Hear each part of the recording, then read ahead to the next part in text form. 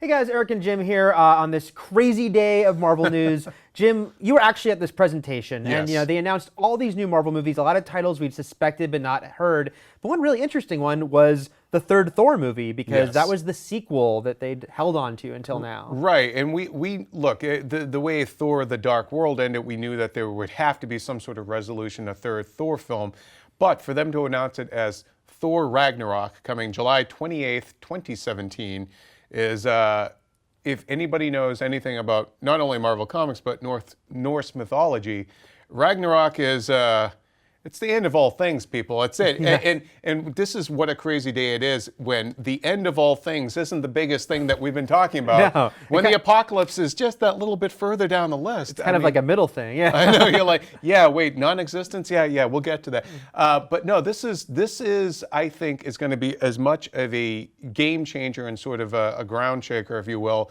in the MCU as what Captain America: Civil War is shaking out to be, in that I really think they're going to just end up wiping that particular slate clean. In mythology and in the comics, like the Ragnarok's happened a couple of times in the Marvel comics. We could be looking at Thor dying, Loki dying, Odin dying. Yeah. I mean, of those three, I really think Odin's definitely toast. But I wouldn't be surprised if the big guy himself is out, because I don't believe he's in Avengers Infinity War Part 1. Yeah, I mean, I do think, of course, this is comic books anyway. Yeah. Plus Norse mythology, and Ragnarok typically is the death of all those guys, but then they can return. Right. And in the comic books, there's been multiple Ragnaroks, actually. Yeah. But I do think at the end of this movie, I do feel like maybe this will take Thor off the table for a while. Yeah, I mean, the fact that Thor has been our sort of conduit to cosmic Marvel. Now we have Guardians. Now we're going to have Inhumans. We don't necessarily need to go back to Asgard anymore. And I just have this sort of vision of like almost a Mel Brooks kind of thing of like the 10 commandments. We have 9 realms. Whoops, now 8 realms. Right. Like, I just don't think. I think the MCU could probably go without Thor for a while. So this might be sort of a swan song for at least some of them. Yeah, I do have to say, look, Thor: The Dark World was a hit by any measure, but it is the post-Avengers movie that had lowest grossing, and it just didn't have that thing, right? Nobody's talking about it anymore. Like Iron Man 3, I know some people hate it, but it was a $1.3 billion grossing movie that I think general audiences loved.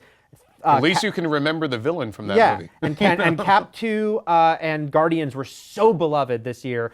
Thor: The Dark World, it was okay. It happened. It happened. That was it. And so I feel like maybe this movie is a 1-2 punch of like wrapping up this story for now and hopefully also amping it up and giving it that punch it didn't have last time. Yeah, I think that, look, if you're going to, Chris Hemsworth he's clearly looking at a larger career plan for himself. Yeah. He's in Heart of the Sea, another Ron Howard movie. He's just worked with Michael Mann. He wants to carve out that leading man career for himself. He's at a different point in his career than Downey is at, than Chris Evans is at, than Scarlett Johansson.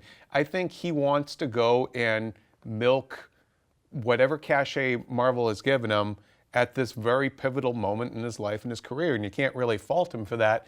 So I think Thor Ragnarok is kind of his out, But of course, he does have a multi-picture contract, and we did, Jim, you weren't on this conversation earlier, but we were saying we are pretty sure, we think that Avengers Infinity War Part 2 will be the return of like the original team, probably for the last time. Yeah. And that, Evans probably won't be in Infinity War Part 1, Hemsworth probably won't be, but we have a feeling they will be back. Yeah. For an Infinity War Part 2, which will be like, here's everybody. That's their Star Trek 6. Yeah. And it'll just end with all their signatures on screen. Right. Yeah, I think, that makes sense. You want it to go out with a bang. You don't want to have your big 2-part Avengers movie and then be missing 2 of your key Avengers. So yeah, you do want it you want a proper send-off for these guys. However, I really think that Thor Ragnarok will be the second film in Phase 3 to really dismantle the MCU in a lot of ways. Like, Phase 2 had Cap 2 get rid of S.H.I.E.L.D. and the World Council and all that. And now Civil War, it's splitting up the heroes and bringing new characters. And I think the last piece of the first two phases that needs to be addressed is Asgard in this, the idea now also with that Thor started, which was magic is science that you don't yet understand.